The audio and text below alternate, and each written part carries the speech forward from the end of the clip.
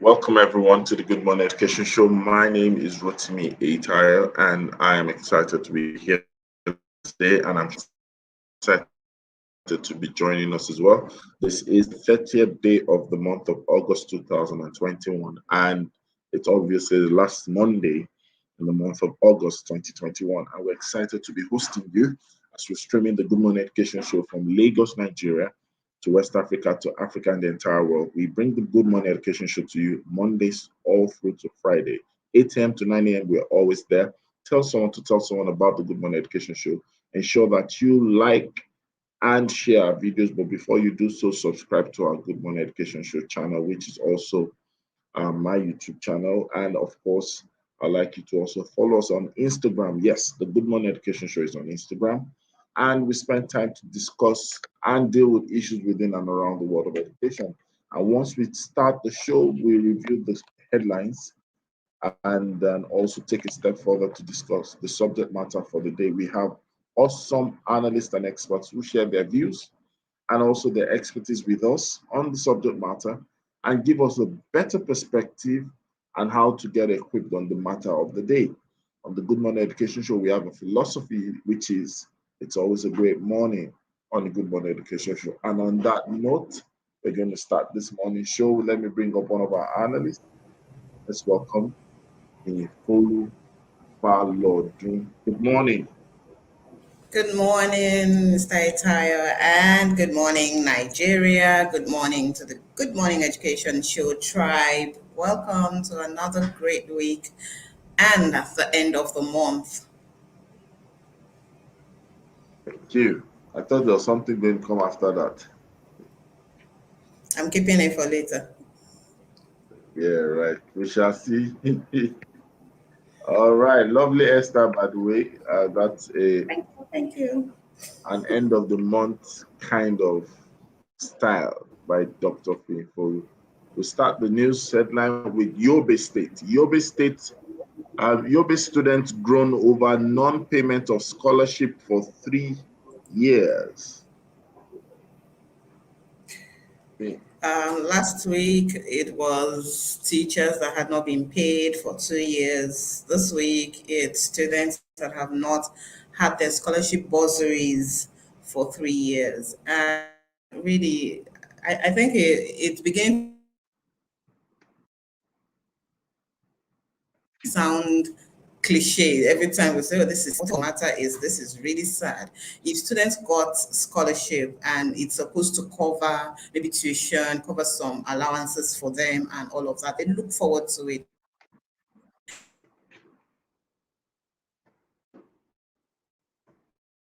Absolutely.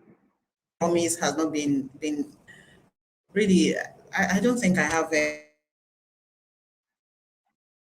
and the students need to be paid if they're no longer on the scholarship. Let them know upfront so they know that they are on their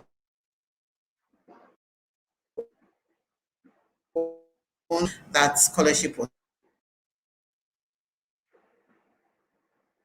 still something that they have access to. Then they should be paid. That's my beat on it. All right. Although the internet was a bit funny because I couldn't hear you accurately, but then it's all good. Oh, Can you hear me now? yes, I can hear. Let's move over to another headline, and that is Kano NYSC board urges local councils to constitute committees.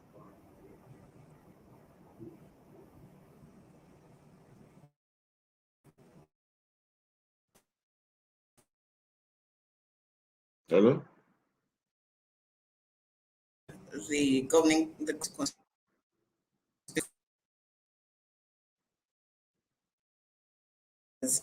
I'm hoping that the success of the scheme includes security, which is the first thing, which is the major thing to make ensure that that scheme is successful, because you can't be sending young Nigerians into it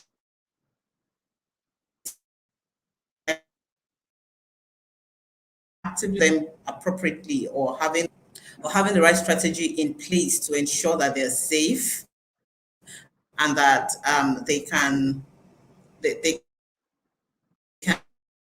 that they have been given as core members. So whatever these committees come up with, that for me, topmost on their list or on their agenda should be the security of these core members, and ensuring that maybe for now they're not taking into the interlands, they're not taking into the real villages, but they're kept within the municipality where they can easily be, if anything happens, they can easily be reached and taken out of hot zones, understanding that these are people who are living home, who are living families, who are living everything that is familiar to them to serve their fatherland. The topmost for me on that for that committee would be the security of the core members. Fantastic. Thank you very much. All right, that makes sense. Let's go to the other headline,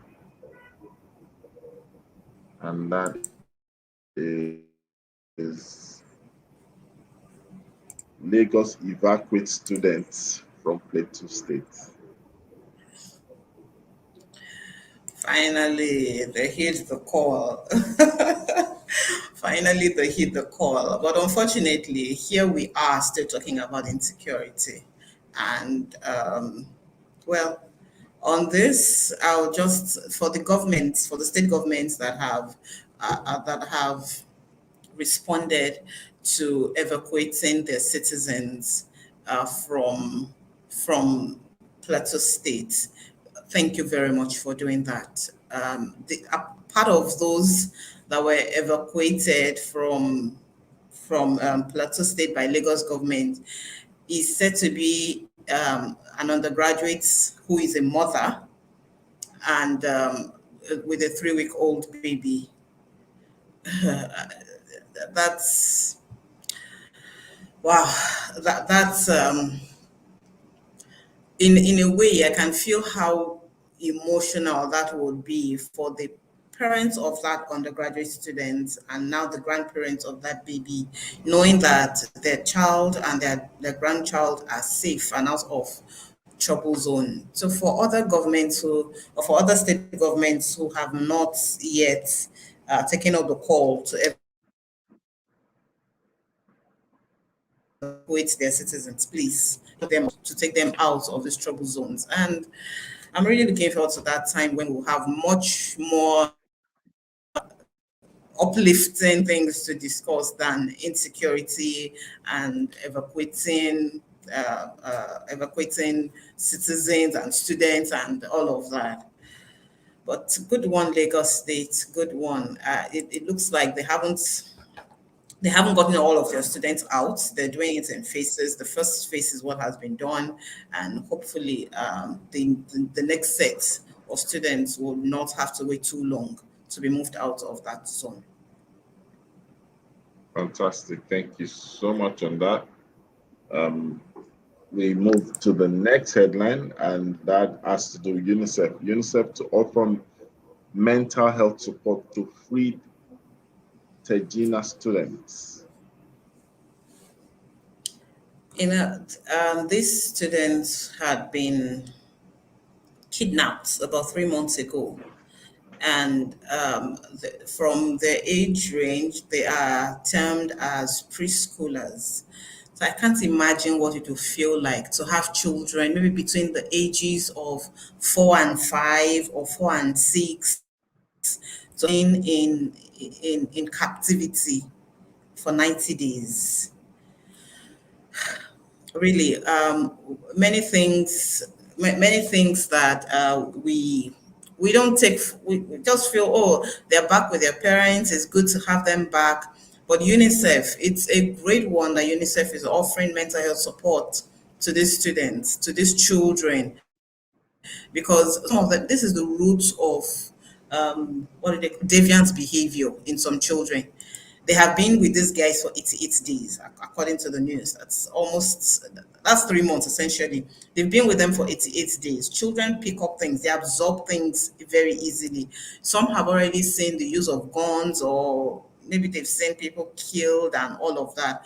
And it's sunk into their subconscious. It's become, for some, that's a scar for the rest of their lives. So, for many of the other students who were kidnapped and returned, I don't know how much of mental health support was given to them, or how much of therapy was offered to them. But this is really, really important for the students to have. And thank you, UNICEF.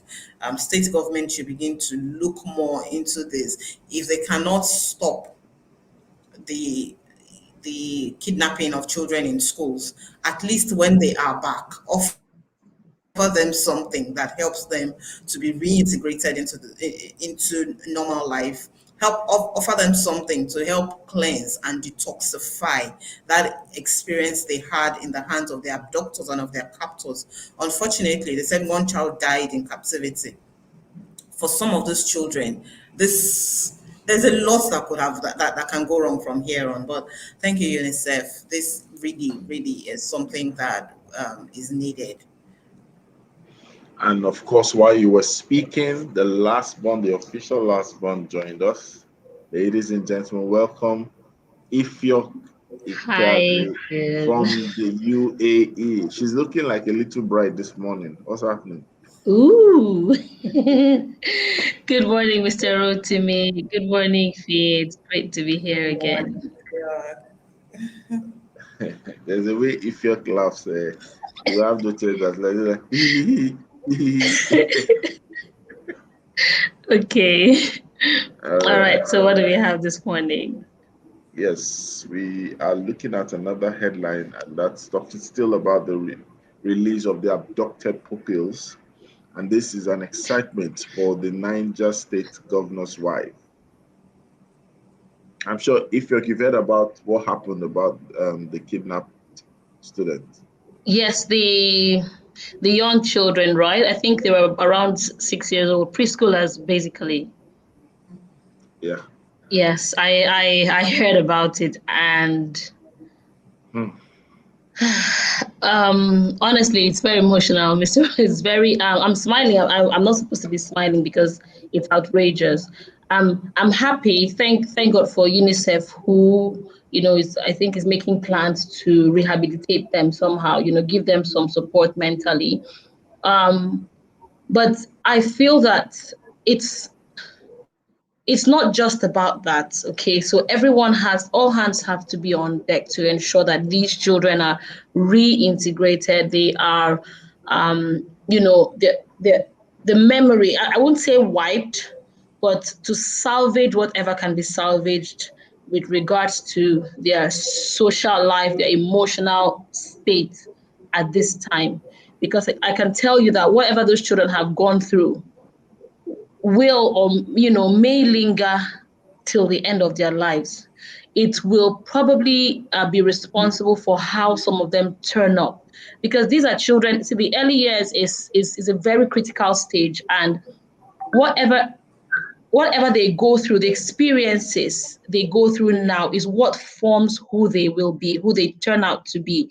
And it depends on how deep those experiences go in forming their values, who they are. So really, I think we need to go beyond just catering for their mental state. We need to look at catering for their social, emotional, every single aspect, their physical development, every single aspect. We have to consider ways to bring them back to their core.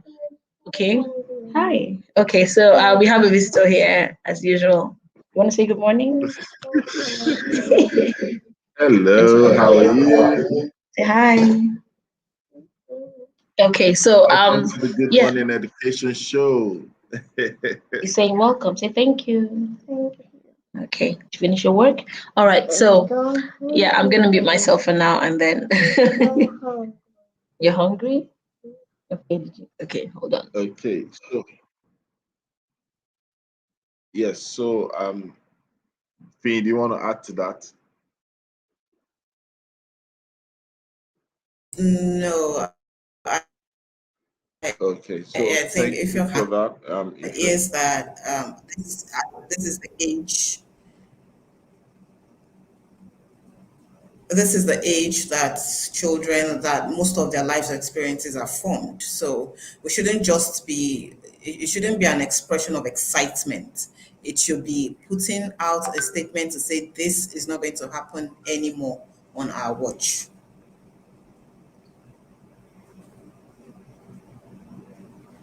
well,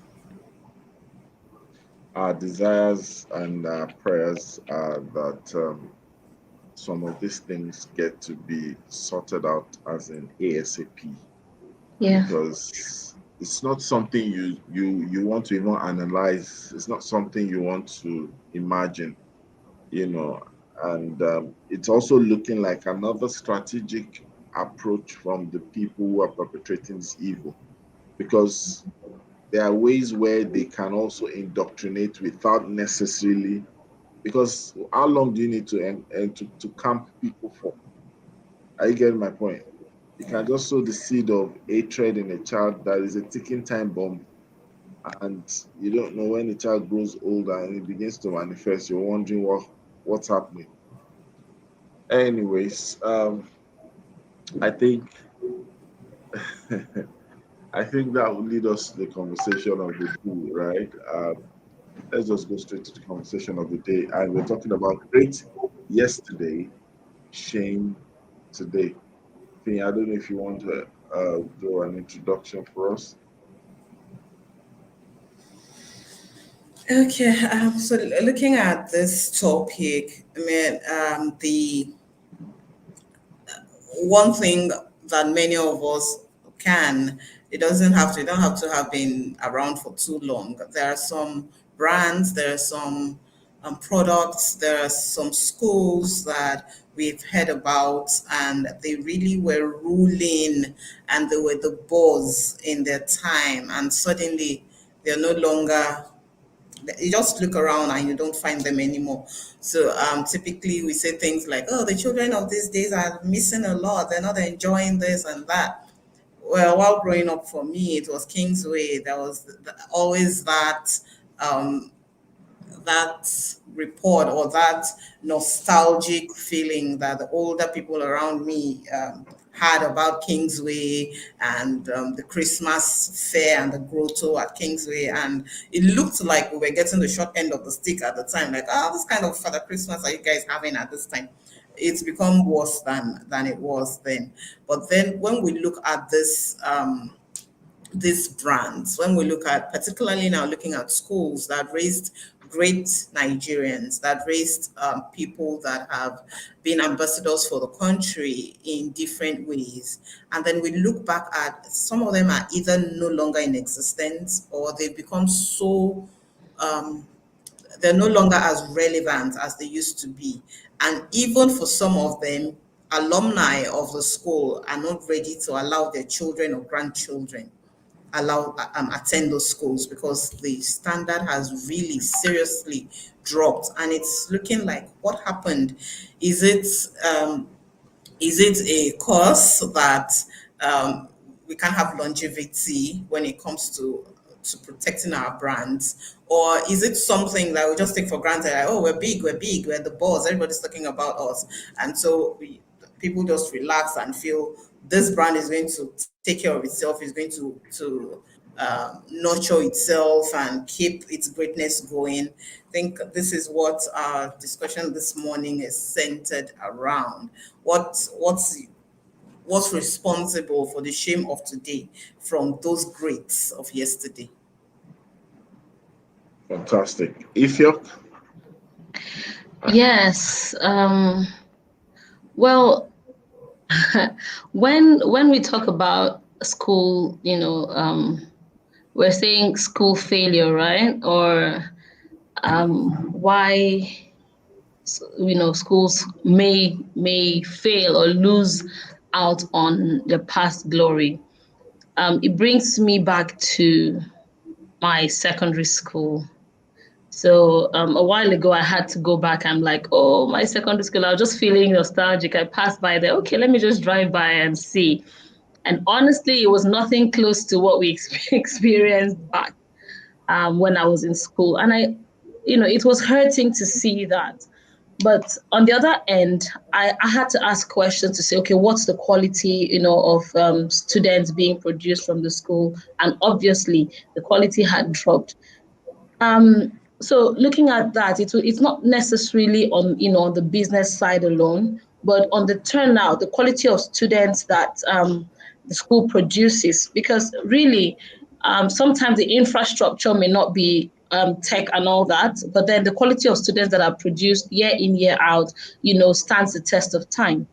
And one of the things I see there is about the you know good, so one may have good ideas, but the bedfellows or the stakeholders who are involved in taking the school forward have other plans, possibly. And most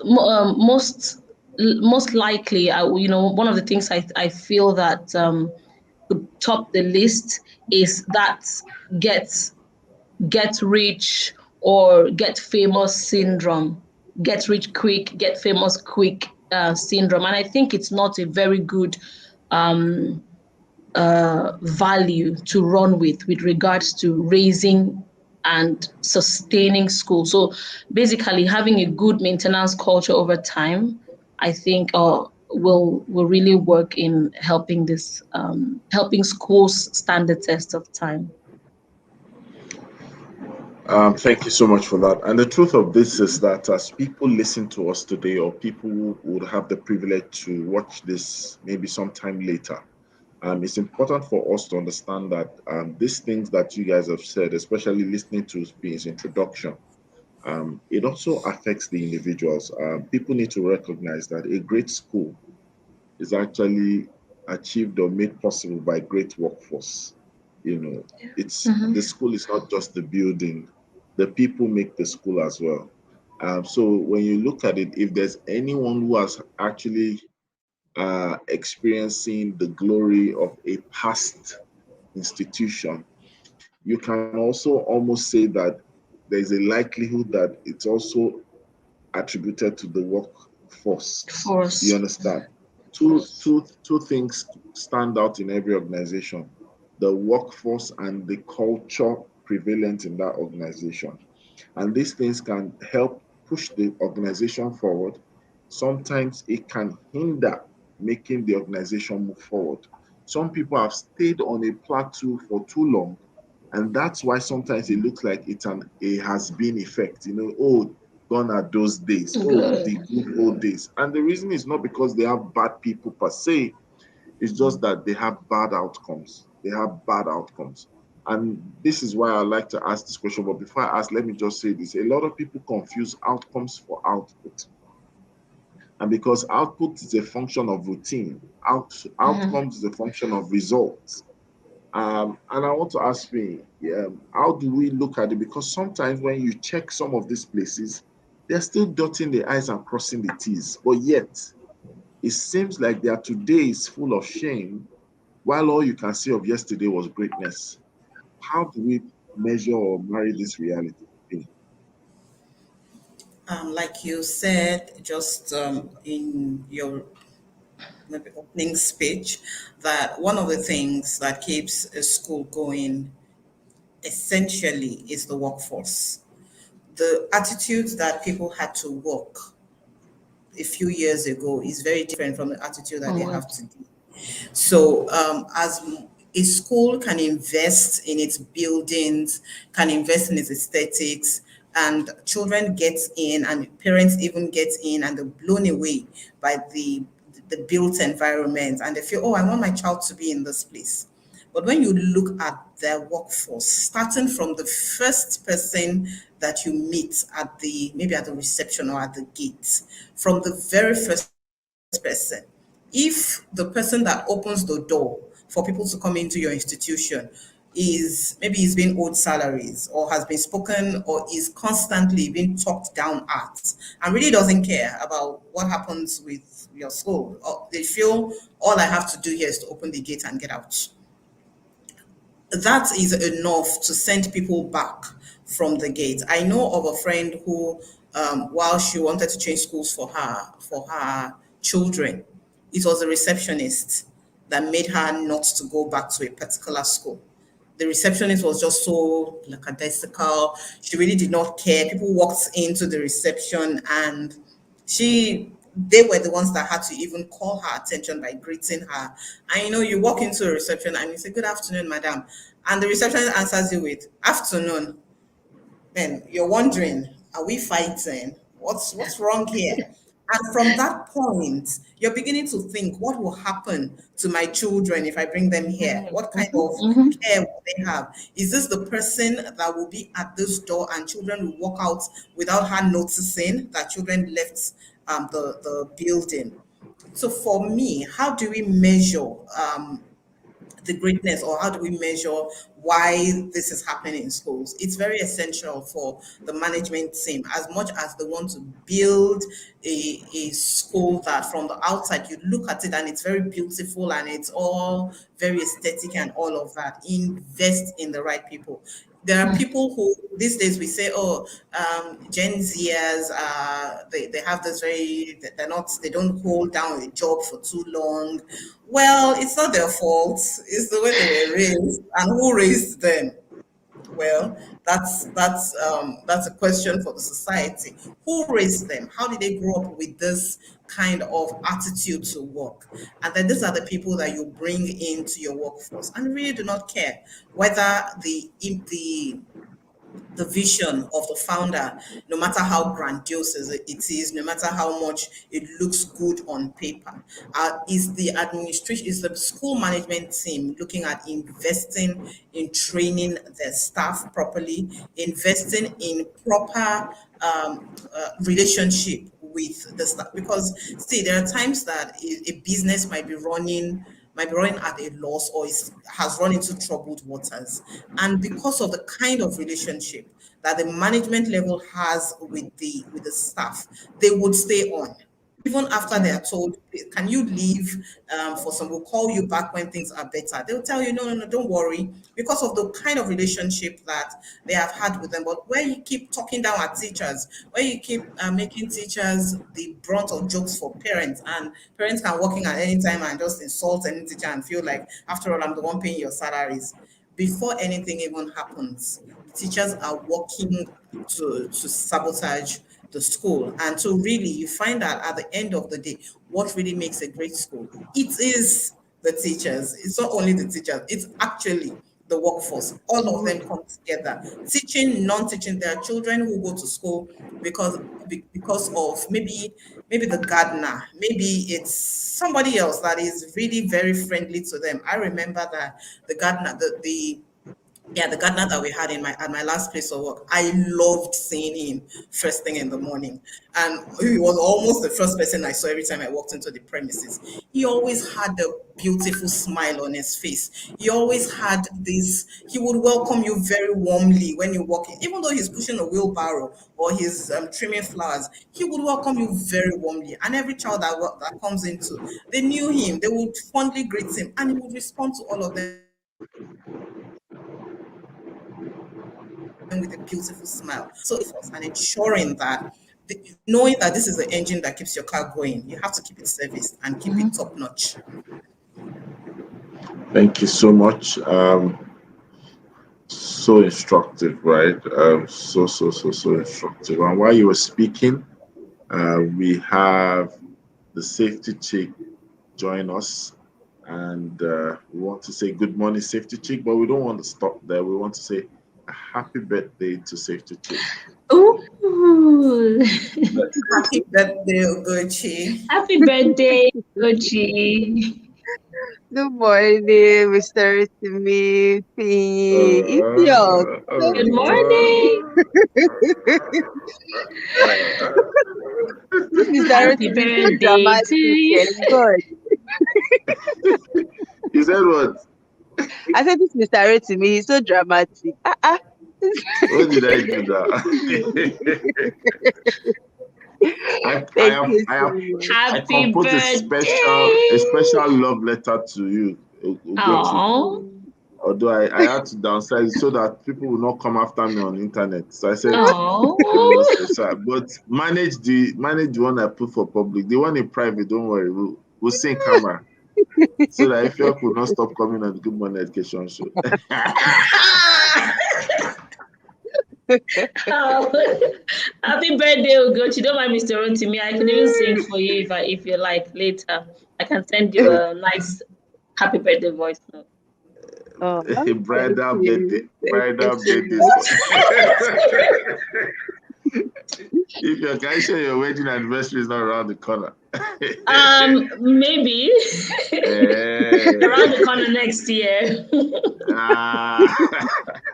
All right, so we're talking about great yesterday, shame today, and really, it's a message not just for individuals, it's also a message for schools, a message almost for everyone, because most times people tend to forget that greatness is not just an achievement. Greatness is meant to move beyond a feat into a reality. It's something that you must see as your reality. It's like, when you hear this common trend that people say, I drip in glory, and all those people, they talk about it. Why is me laughing? I don't understand. I'm using an illustration. I am They're not all saying what they dripping said. glory this morning. And we drip in glory. Say, I'm a speck. I'm nobody's head. I'm a And beauty. potatoes we eat. And Potatoes with whatever potatoes.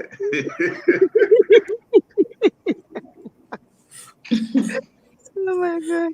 Okay, so but I didn't believe I said that actually. So so what I'm saying is this. Well, everyone tends to focus, and I want to bring that question straight today. Everybody tends to focus on the quest for greatness, and it seems like they don't really comprehend that greatness is not just what you say. Finally, on the 30th of Yeah. August, I achieved ABC. Greatness really, really should transcend beyond the feat. How can you get to tell people about that? And probably, what are the ways to ensure that people don't just have a trophy greatness, but they have greatness as their truth? They are living it. We'll go to you, over to you.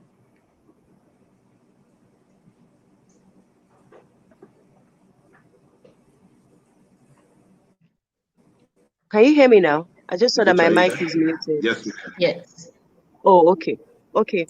So I was saying that greatness is in the intentionality of the everyday life. Every day. It's not a destination. It's a journey, and it's an evolving journey. And the more beautiful it is when every aspect of your day-to-day life, that's what people are going to remember. And that's what sums up to be that great. People are saying, I want to be great. You don't just arrive and you're suddenly great. It's in the everyday thing. It all begins to join together. And so I think that more people should be intentional about how they are living their everyday life. Just like what I was saying on my IG live yesterday, people are looking for purpose. They are looking for purpose. But the one committed to your hands right now, the place you are showing up for work this morning on Monday, how are you doing it well? Whether it's for you or it's for someone else, because it is as you are excellent in the little that has been committed to you, that's how more would come. That's how you'd have ideas for other things. But if you are waiting until you become great before you do certain things, then you probably never even get there. So that intentionality in the way you do things on a daily basis. So you wake up in the morning, how organized are you? You go to work, how excellent are you on your job? How do you relate with your colleagues? How do you relate with your employers? The other staff that get to meet with you, whether it's the maybe non-core staff, like some people would say, or the junior staff, how do you relate with them? So everything adds up. And then when you step out of the workplace, you are going to maybe any other activity that you are involved in, either in community service or in your place of worship or in your neighborhood. I mean, there are people that, we know that maybe, for example, in estate association, they are a nuisance, but there is still some people within that same estate association, that this one is such a so and so individual. Everybody has those perceptions of the people they are working with, and it's just from the little things they do, how they arrange themselves. I'm laughing now because I had to jump on a call with someone yesterday, and in the course of the conversation, I mentioned I was a cabin crew. And she said, "Oh, it makes sense now." I'm like, "What do you mean it makes sense?" See, because you are always so well put together. Always. Like, I notice that every time you always. So it's just those little things that adds up eventually to being great. So I don't think people should be thinking of greatness as a destination. It's a journey. And how you keep on trying to be excellent in the little things, it all adds up. Over to you, sir. Thank you so much. And really, the question that would really spark up more or less a follow-up to what you've said is, there's this pressure of attainment. It's sometimes subtle, it's not always seen, but a lot of times people are under intense pressure. We are in a showcase world today. In fact, sometimes, part of your do's and don'ts, if you don't integrate, depending on the type of person you are, if you don't integrate like a warning before you begin to scroll through social media, you just might get a bug that places you under pressure. That pressure bug is like a mosquito bite, So a lot of times when we look at the whole fame of social media, we look at the whole fame of people's lives, I think a lot of people tend to be under pressure to the point that they even feel they've lost the game. They can't understand what is it they used to do that made them bring their A game on, that made them the talk of town, that made them successful in that quote and unquote perception. So it's like everybody's just trying to figure out, and it's like nothing seems to work. And it seems like the more they struggle, the closer they get to shame. How can we deal with this reality? I'm going to start with Ifyok, then I'm coming to Fini. You're muted, Ifyok. Okay, thank you. So I was saying that I think a lot of it lies with individuals understanding what it is they want out of life. So greatness per se is not, it's relative, okay? And individuals need to understand that it grows.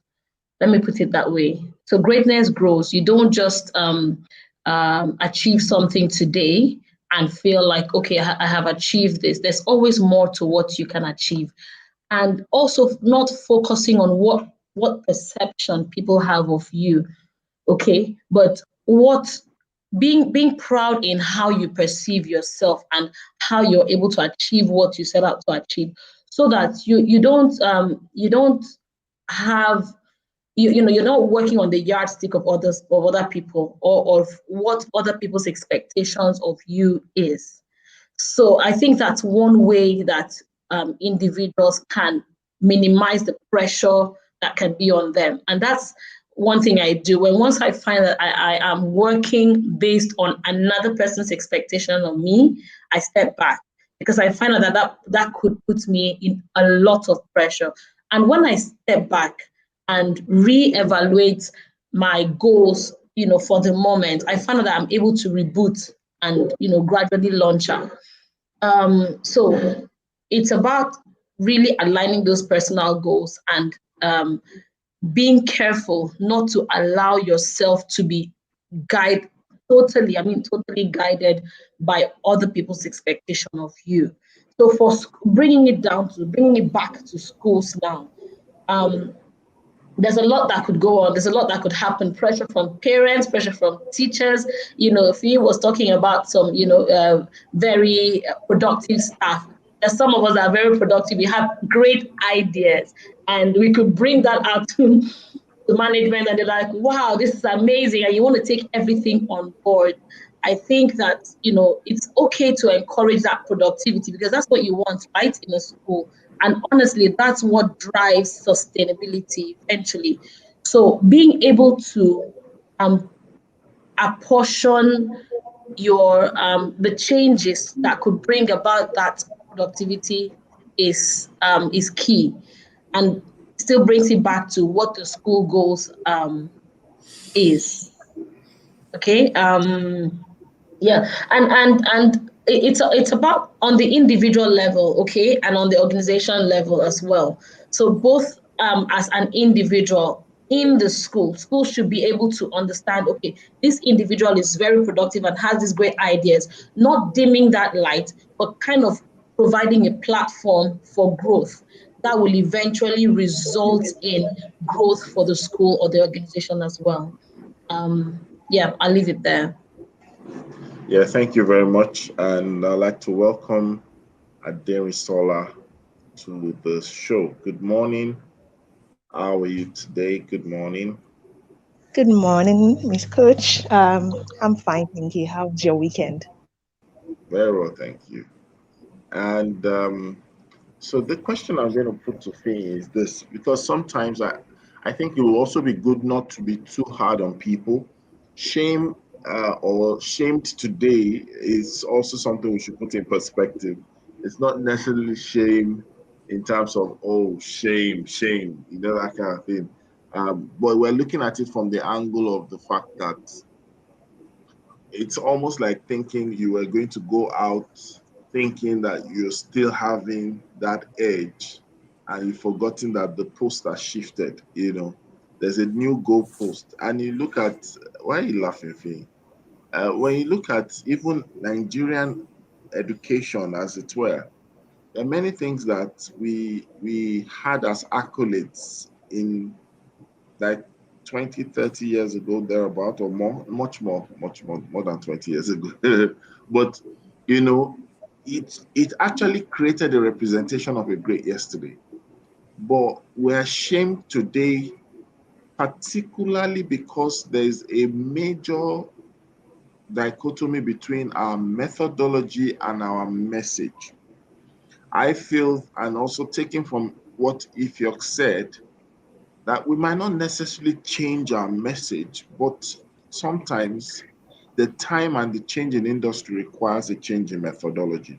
So I want to ask you, Fini, how do we bring this to fore, that educators, schools, higher institutions and all that must begin to think about methodology? It seems like what is really bringing the shame to our results and our identity is the that methodology issue that we are stuck on. Over to you, Finn. Okay, I'll give an analogy first. There is this. I saw a video of a father of the bride who, in his heydays, was a big entertainer and was big on dancing and all of that. And at the daughter's wedding, he tried to pull some, dance steps like that. And that Besse dance as he jumped like this. It was the groom's father that picked him from the ground. So that is an example of shamed today. This is somebody who believes that is it not me? Is it not the same me that was dancing in the 70s and was rocking the floor and everything? And this is like the same. This happens also especially for schools that have been in existence for a while. If you sat with teachers who are no longer in active practice, or who are retired, or who were teachers back then, they still will tell you that, this is the way we used to do it in our time. Education ran this way. This was how this was the kind of curriculum we used and all of that. One thing that, as much as we are not saying that these methods have all gone extinct, as much as we are not saying that what you did then cannot work now, we also need to put into consideration the fact that there is a need to upgrade. Before, they say when you give birth to a child, it takes them maybe 7 or 10 days to open their eyes. Now, the moment a child is coming out of the mother, the eyes are wide open, and you're wondering, what's going on? So Times are changing, systems are changing, methods are changing. The way you handled a child who will not open the eyes until 10 days is definitely different from the way you open a child who came to the world with his eyes open. The same methods cannot work for them. So it's essential for schools to understand the fact that, look, you keep your eyes on the upgrade section. If you go to your app store, you would always see upgrade for apps. If you keep using for some of the apps, if you refuse to upgrade and you keep using what it was, and you keep using the old version, it will get to a point you will not be able to use that app anymore because there will be no more support for that version that you're stuck on. So it's essential for schools to keep their eyes on that so that you're not you're not facing the present realities coming with a backlog of, oh, this is the way it used to be, especially for schools who maybe had their founders as those old teachers. And yes, it was working for them at that time. There is the need to embrace change and understand that, look, there's a difference to the way you handle student now.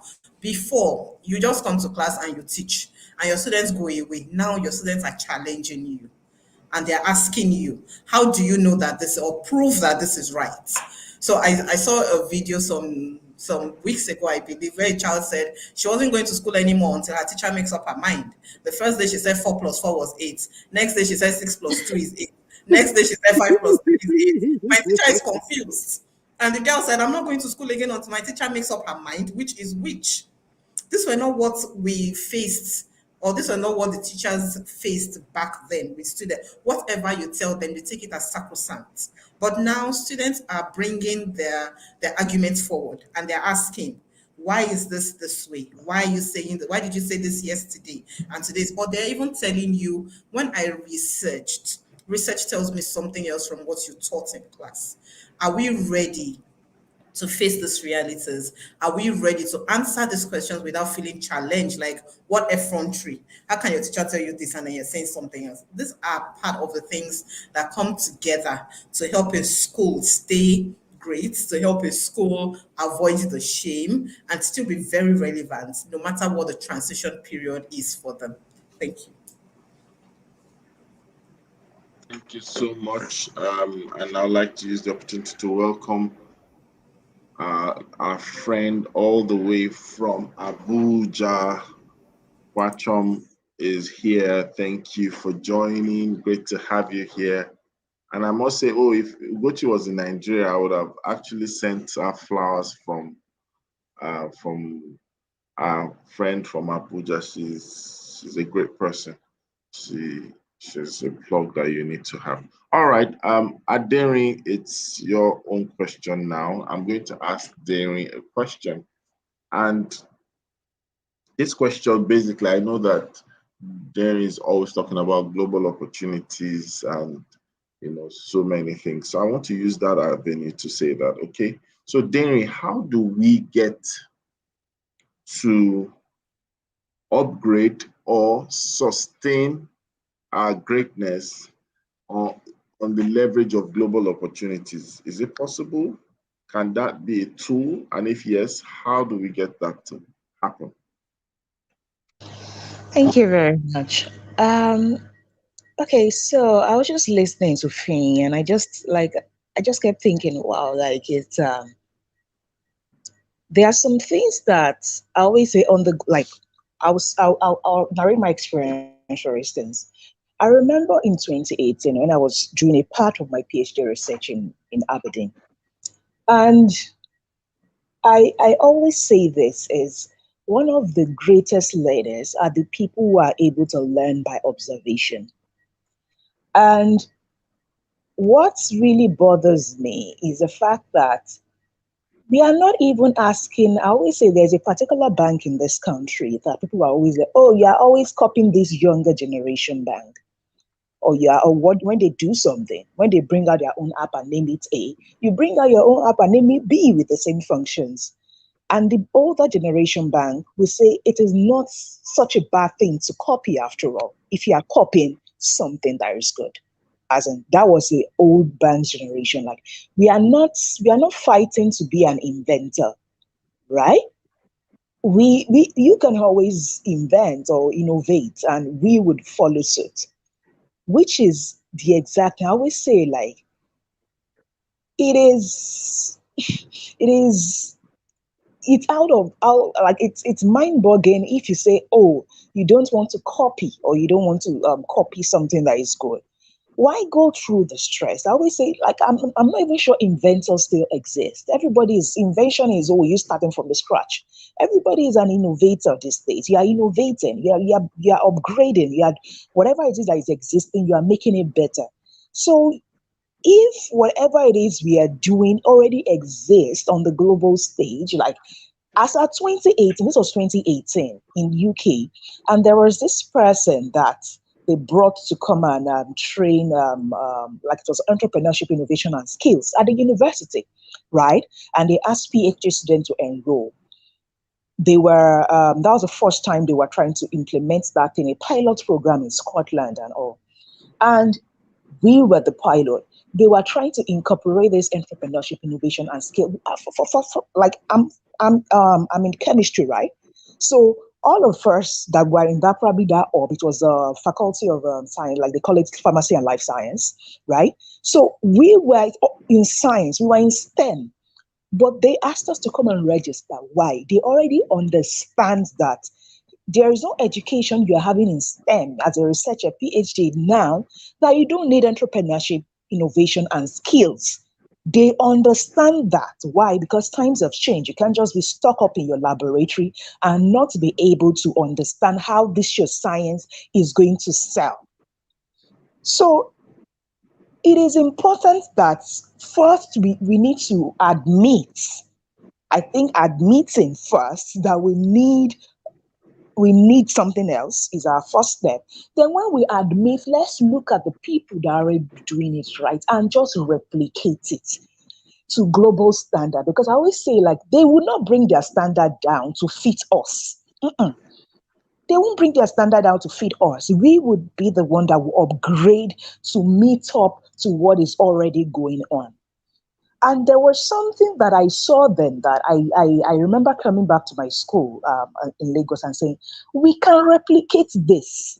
Look, it is not rocket science. They had a particular department in their school that it's called like a skills department, something skills. Like, you can book an appointment as a student and say, oh, I don't know how to use Excel, whatever, like anything. And somebody, a lecturer for maybe statistics, will be the one that will meet you at that room that day and put you through what you need to do. So why? Because they already understand that, oh, you might be in chemistry and it's all right to say, oh, I don't know it. But once you already admit you don't know it, then it means you are going to seek help. So I think for us to be able to meet up to the global standards, as in, and not keep sitting on our old accolades, we need to first admit we are wrong, or we are outdated. Then we try to go and look those ones that are getting it right. Can we import their system? And I think one of the major challenge with people is they will say that we don't want to import their culture, because the way we instill discipline in Africa, like in students, is still very good, which I admit is, I really, really like the discipline part. But I always say, like, you can copy a system, a method of doing something without importing the culture into it. So maintain your discipline. Just import the technology, and by the time you are able to adapt it well, is adaptation, adapt it well into your own system. Then it's like you have global standard education, and, or will I say, plus the culture and the discipline you are still trying to keep. So it is a win-win. So we should not be afraid to copy, as in copying a copycat is not such a bad thing sometimes. Let's just copy it.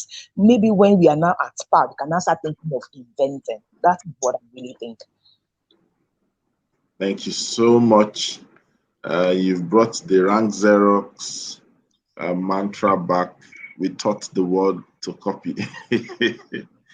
And then Nigerians took the word copy to expo.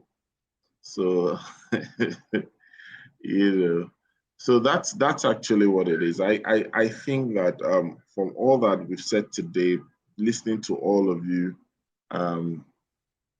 I believe that it's important for us to be very, very conscious, not just of our today, but of our everyday. We need to make sure that we are not lost in the quest of pursuit, but we also want to be significant within the timelines of life. Lifetime should be significant to us, and we should also ensure that our greatness is not seasonal. And as we end the show today, I'd like to hear, starting from Ifyok to Fee to Safety Chick, back to Daring, just your parting shots. What are the things that you want people who are listening out there, just to glean from, right? So Ifyok, over to you.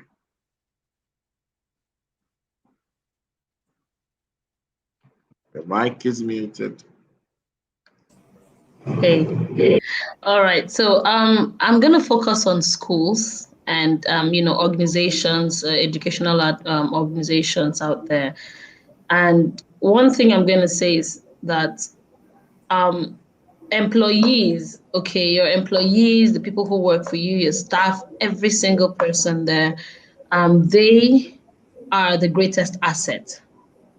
And so once as a management or one as an organization, if you can cherish your employees and treat them as you would treat like the best customer, your most valued customer there, I think it will go a long way in preserving your goals, your ethos, what you stand for. The employees can be, are the greatest asset. I'll just leave it there. So cherish them and do all you can do to improve them, because that's one way you can sustain your business.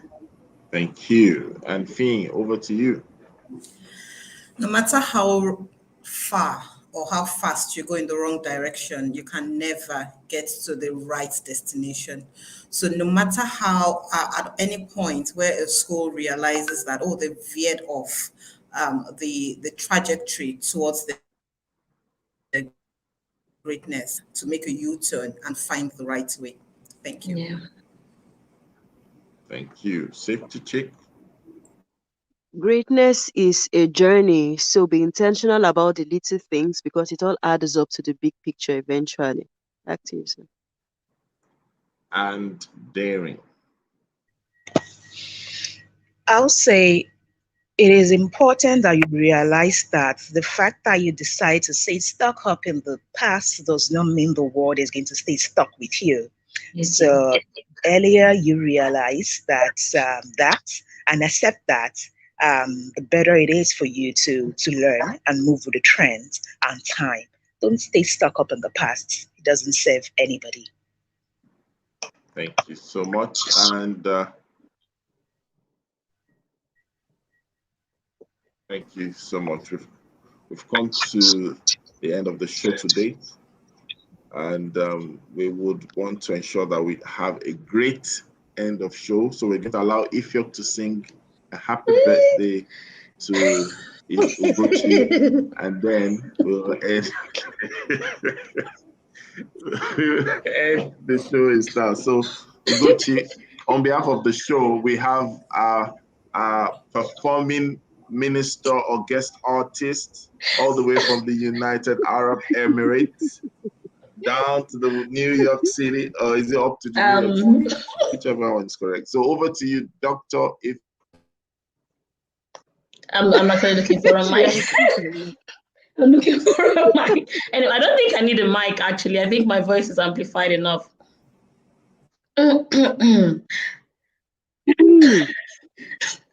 Happy birthday to you. Happy birthday to you. Happy birthday, happy birthday. Happy birthday to you.